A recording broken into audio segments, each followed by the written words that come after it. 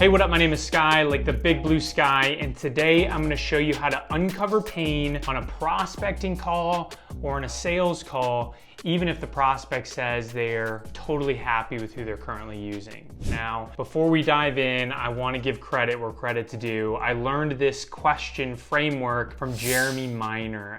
If you haven't heard of him, he's one of the best sales trainers out there right now. Check out his YouTube channel or his Facebook group. It is really, really good. But the question framework is called the Two Truths Framework. And the idea behind it is that nobody likes 100% of what they're doing or what they're currently using. There's something, even if it's a little thing, there's something they would change about it if they could. Think about it in your situation. Even if you bought your dream car or your dream house, after time goes by, you would start to notice little itty bitty things about it that you would change if you could, even if it's just like the angle of the headrest, how far away the bathroom is from your bed. And the same thing goes for your prospects, right? The service that they're currently using, like an agency or a software product that they're currently using, it's not 100% perfect. And so if you're on a sales call and you're talking to someone and they're really sticking to their guns, they're like, no, everything's perfect.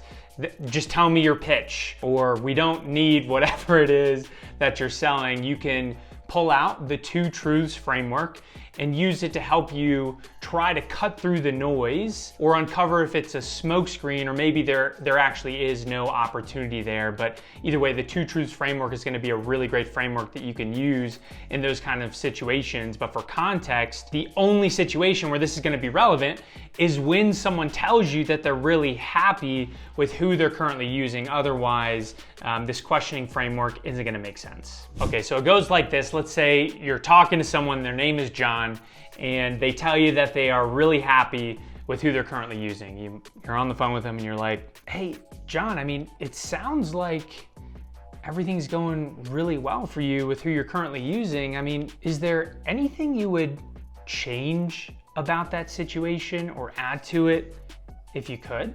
Notice the tonality in the way that I'm asking the question. I'm not being aggressive, I'm not pushing. If anything, I'm more so like leaning out of the conversation and I'm selling from my back foot, where it's like, look man, if there's no need here, then there's no sale, so no worries. It's a much softer sounding question. So now let's dive into a specific example and what some of the follow-up questions, because the framework, it doesn't just include that first question. From there, that tees you up to dig deeper and take the question further to really uncover pain or a problem if it's there, and why they need to solve the problem now. So again, let's say I'm talking to John and I sell a CRM solution. It's a space where there's really well-known, entrenched competitors. We use HubSpot, and if somebody called me trying to sell a CRM, it would be really hard to get me to break away from using HubSpot, and I'd tell them that I was really happy with who I was currently using. I already know how to use the product, right? So let's say, again,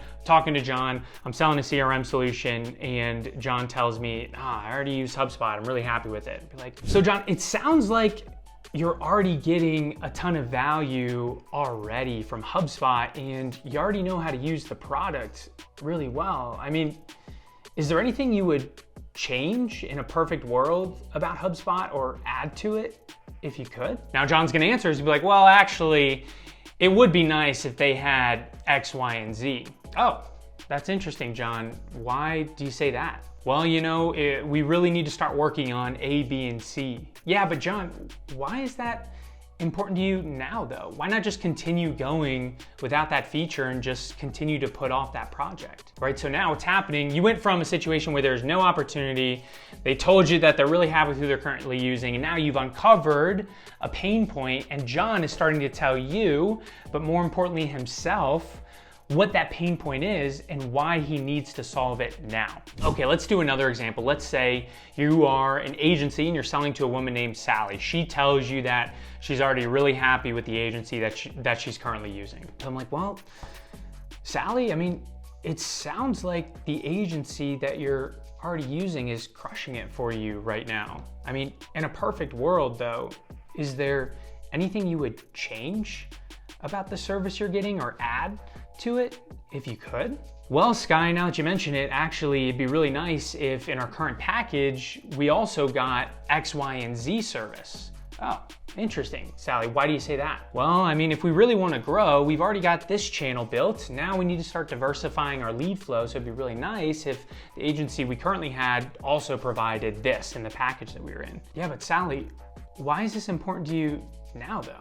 Why not just keep pushing it down the road like most other businesses would in an economic downturn? So now what's happening again is she's telling you, but more importantly herself, why she needs to start diversifying her lead flow and why she needs to start doing it now. And if you think about it, you're not just finding a pain point that already existed there despite the smoke screen that was put up at the beginning, but you're also preventing objections from happening at the end of the sales process, right? If you think about it, she's telling you and herself why she needs to solve this problem now, which means you're preventing the I need to think about it or now's not the right time objection, right? And at the end of the sales call, if she starts saying, oh, you know, I need to think about it, now's not the right time, you can remind and realign her with what she already told you on the call. And you can say something like, well, hold on, Sally. I mean, a little bit earlier in the conversation, you told me that you needed to start diversifying your lead flow. And that was really important because A, B, and C, but now it doesn't seem like you feel the same way.